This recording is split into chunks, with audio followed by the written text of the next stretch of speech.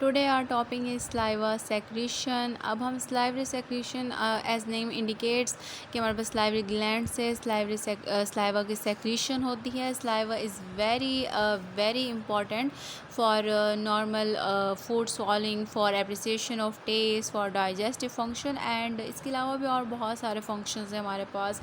First of all हम देखते हैं कि हमारे पास सलाइवरी ग्लैंड्स कितने हैं। तो हमारे पास मेजर अगर ग्लैंड्स की बात करें हम सलाइवरी ग्लैंड्स की, तो हमारे पास 3 टाइप्स हैं। पैरोटिड ग्लैंड्स, सब मैक्सिलरी और सब मैंडिबुलर ग्लैंड्स एंड थर्ड हमारे पास है सब लिंगुअल ग्लैंड्स। अब फंक्शंस क्या है सलाइवा के। सलाइवा जो है एक बहुत एसेंशियल डाइजेस्टिव जूस है जिसमें क्या होता है बहुत सारे फंक्शंस प्ले कर रहा होता है। फर्स्ट फंक्शन इसका क्या होता है कि प्रिपेयर करता है फूड को फॉर स्वॉलिंग। अब जब फूड जाती है माउथ में तो मॉइस्ट रहती है, वो डिज़ोल्व हो जाती है सलाइवा से। जो म्यूकस मेम्ब्रेन होती है माउथ की वो भी मॉइस्ट रहती है सलाइवा से। तो ये सारी चीज़ें मिलकर क्या करती हैं, फैसिलिटेट कर रही होती हैं च्यूइंग के प्रोसेस को। अब जब मूवमेंट होती है टंग की तो वो भी मतलब मॉइस्ट रह रही होती है। और masticated food is rolling into a bolus. हमारे पास क्या होता है कि वो फिर बॉलस में उसकी जो होती है कन्वर्जन हो जाती है। तो ये हमारे पास क्या होता है, प्रिपेयर कर रहा होता है फूड को ना कि फर्दर डाइजेस्ट हो सके। और सेकंड फंक्शन क्या होता है, एप्रिसिएशन ऑफ टेस्ट। टेस्ट हमारे पास एक केमिकल सेंसेशन है। अब क्या होता है, सलाइवा जो होता है ना वो डिज़ोल्व करता है सॉलिड फूड सब्सटेंसेस को, ताकि जो हमारे पास डिज़ोल्व सब्सटेंसेस होते हैं ना can stimulate the test buds. और जो स्टिमुलेटेड टेस्ट बर्ड्स होती हैं रिकॉग्नाइज द टेस्ट, और इस तरह से हमें टेस्ट फील होता है। सबसे पहले क्या हुआ, फूड डिज़ोल्व हुई और वो जो डिज़ोल्व थी फूड हमारे पास ये सब्सटेंसेस उन्होंने टेस्ट बर्ड को स्टिमुलेट किया और फिर हमारे पास क्या था, जो टेस्ट था वो रिकॉग्नाइज किया गया बाय टेस्ट बर्ड्स और हमें टेस्ट फील हुआ। थर्ड डाइजेस्टिव फंक्शन है हमारे पास सलाइवा में डाइजेस्टिव एंजाइम्स होते हैं, namely salivary amylase, maltase and third lingual lipase. Salivary amylase क्या होता है, वो कार्बोहाइड्रेट की डाइजेशन कराता है। माल्टेज जो होता है वो माल्टोज को ग्लूकोज में कन्वर्ट करता है। लिंगुअल लाइपेज जो होता है, लाइपेज इंडिकेट कर रहा है कि ये लिपिड डाइजेस्टिंग एंजाइम है। So lingual lipase lipid digesting enzyme है। और क्या होता है, क्लीन करता है, प्रोटेक्टिव फंक्शन होता है इसका सलाइवा का, क्योंकि 24 आवर्स हमारे पास इसकी सेक्रेशन होती है तो कोई बैक्टीरिया ग्रोथ नहीं करता। कोई फूड के पार्टिकल जो हैं वो टीथ में हमारे पास जो होती हैं उनकी इतनी एक्यूमुलेशन नहीं होती कि बैक्टीरियल ग्रोथ हो सके वहाँ पर। और इसके अलावा क्या होता है कि स्पीच में रोल प्ले करता है, क्योंकि लुब्रिकेशन देता है हमारे माउथ को और हम जो होता है हमारी स्पीच जो होती है वो पॉसिबल होती है। अगर माउथ ड्राई बन जाए तो हमारे पास जो स्पीच होगी वो डिफ़िकल्ट हो जाएगी।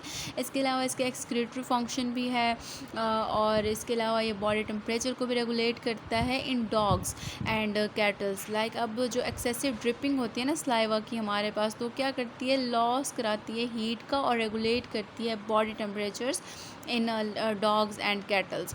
ह्यूमन बींग्स में तो अपने एक मतलब स्वेट ग्लैंड्स हैं ऑलरेडी जो स्वेटिंग करा रहे होते हैं, बट इन डॉग्स हमारे पास क्या होता है कि सलाइवा बॉडी टेम्परेचर को रेगुलेट करता है और वाटर बैलेंस को भी रेगुलेट कर रहा होता है। और इसके अलावा हमारे पास क्या होता है कि हमारे पास जो इसमें होते हैं सलाइवरी सेक्रीशन में रिफ्लेक्स रेगुलेशन होती है कि एक रिफ्लेक्स होते हैं वो रेगुलेट करते हैं सलाइवा सेक्रीशन को। There are 2 main types, unconditional reflex and conditional reflex. Unconditional reflex जो होता है वो इनबॉर्न रिफ्लेक्स होता है जो आपके पास बर्थ टाइम प्रेजेंट होता है। जो कंडीशनल रिफ्लेक्स होता है ना, conditional reflex is the one that is acquired by experience, जो एज के साथ साथ आता है, सही है, जो हमारे पास एक एक्सपीरियंस जिसको रिक्वायर्ड होता है। अब प्रेजेंस जो है फूड की इन द माउथ वो हमारे पास एसेंशियल नहीं है कि रिफ्लेक्स इलेक्ट हो सके, रिफ्लेक्स प्रोड्यूस हो सके। जो अगर अब हमने क्या है मतलब सोचा है फूड के बारे में या फूड के बारे में सुना है जो हमारी फेवरेट फूड है या फिर हमने उसको देखा है, तो क्या होती है सेक्रीशन सलाइवा की स्टार्ट हो जाती है। तो ये जो होता है ये होता है कंडीशनल रिफ्लेक्स कि हमने एक फूड को पहले टेस्ट कर लिया है, हाँ हमें पता है कि उसका टेस्ट कैसा है, नेक्स्ट टाइम हम जब उसको देखेंगे सलाइवा की सेक्रीशन स्टार्ट हो जाएगी माउथ में जाने से पहले ही। So this is known as conditional reflex.